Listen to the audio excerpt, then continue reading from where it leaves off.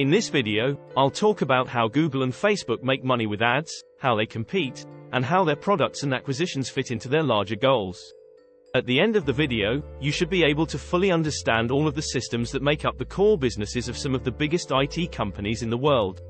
In the first episode, Google and Facebook go head-to-head. It's a big deal. Click the subscribe icon under the video to be told when new videos come out. So, this is the battle between ads. Google and Facebook are big because they make a lot of money from advertising. They account for about 20% of all the money spent on advertising worldwide. More than half of you think about digital marketing, and up to 60% of you in the US only think about digital marketing. Even though Google is the biggest, 90% of its money still comes from ads. Google is about 3 times bigger than Facebook, even with its other businesses. But it keeps growing and now brings in more than half of Google's income in the US. But how do they work? Does Facebook make Google nervous? Before we can figure out what that means, we must understand how this advertising works. Google makes about 70% of its money from AdWords, 20% from AdSense, and the rest from its other projects. First of all, what does AdWords mean, and how is it different from AdSense? Before we talk about Facebook and other things, you'll see why it's important to know this. Think about what it would be like to run a business, no matter how big or small. It is irrelevant. When you run a business, you must spend money on advertising to attract customers. You pay to show your products to people who might buy them. The most important thing is targeting. If you don't choose your audience well, you'll waste a lot of money showing your products to people who aren't interested. Google AdWords shines in this area. Imagine you are a single person who wants to go to Los Angeles and needs a place to stay. So, if you go to Google and type Hotel Los Angeles, you'll see this ad from Booking.com. People who typed Hotel Los Angeles into Google's search bar probably saw this ad because Booking.com paid Google to do so. If you typed that, you're probably looking for a hotel in Los Angeles, so this search result is very good. You don't mind because you plan to buy what you want anyway. Pay-per-click advertising is another way businesses compete for the top spots in these search results. When you click on that link, the business pays Google anywhere from a few cents to $50, depending on how competitive the business is. So, that business can decide how much it will pay for any given phrase or group of keywords. Then, Google's complicated ad rank algorithm determines which company's ads will show up for each keyword. Let's make things too clear for you. Let's say you sell something for $200, but it only cost you $100 to make. Say you have a $40 advertising budget and want to make a $60 profit. So, if you sold this product just once, you would get $60. It means that you have to get a certain number of clicks from the $40 you spend on advertising in order to make at least one sale. We call this the conversion rate. Think about how this $40 helped you get 40 people to click on your ads so you could make one sale. The conversion rate is 2.5 if you divide 40 sales by 1. In this case, each click will cost you $1. So, if you find a phrase that converts at a rate of 2.5, you could set the highest price for a click at $1. If you get 40 clicks, you will make one sale that fits your budget. Congratulations! You've come to a great place. The two most important things are optimization and competition. You must determine which terms get the most clicks to outbid your competitors. It can get confusing, which is why there are so many independent companies all over the world that help businesses get the most out of AdWords. Because of this, targeting with Google AdWords works very well. Businesses can find the exact words people use when looking for a certain good or service. I'm not bothered by it. This is a way for them to find people who are about to buy something. This is a way for them to find people who are about to buy something. Now, let's think about how that's like Facebook.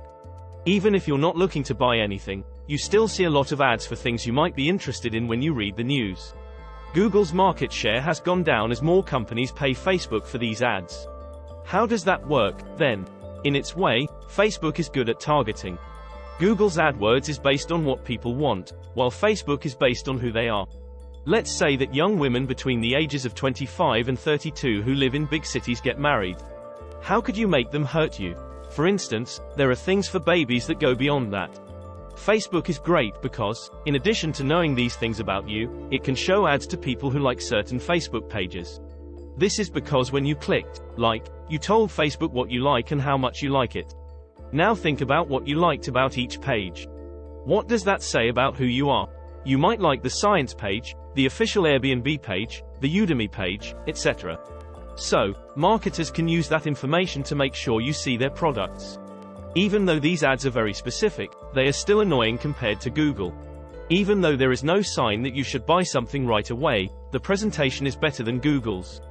Google AdWords ads can only be short text, but Facebook ads can be both text and pictures.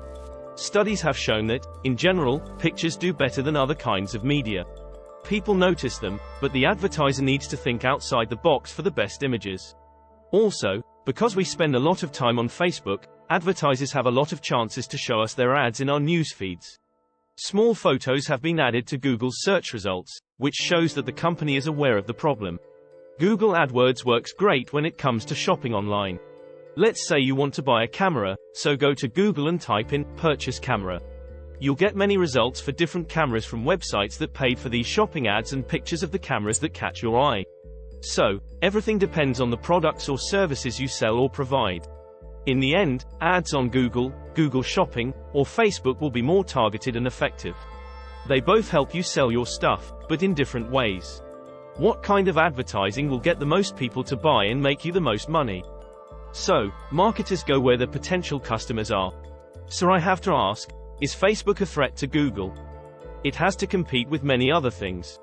Even though it has gained market share, it is not a threat to its survival. Google will be fine as long as it stays the most popular search engine in the world and as long as you use google.com to search. Not least, they all have their advertising networks. Facebook has a big user base, but Google is smarter. These websites use Google or Facebook to show ads on their pages. Facebook is still behind Google regarding the size of its global network and the number of page views, but it is catching up. Advertising is always visual and can take any form. It's mostly comprised of the different banner ads you see on websites. Retargeting is the best way to use these ads. If you want to buy a camera, you might go to their website. By putting a cookie on your computer, our website will know you have been there before. You might see the ad from the first camera site on another site in the future. This is something you run into a lot. So, what leads to this? A business pays Google to show a specific visual ad to all its website's visitors on other sites in the Google AdSense network. You can also target these websites based on a theme or domain name. Even though Facebook and Google have different operating systems, they are in direct competition with each other. Where there are more eyes, the cost per click is lower, and the conversion rate is higher, there is money. This is why advertising on mobile is still hard for them.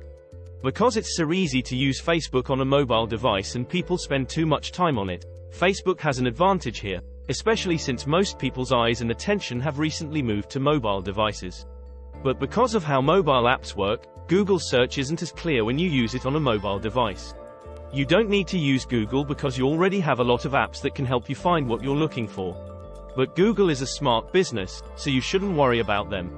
This podcast introduced Google and Facebook ads, but I only talked about a small part of how they compete. If you enjoyed this video, don't forget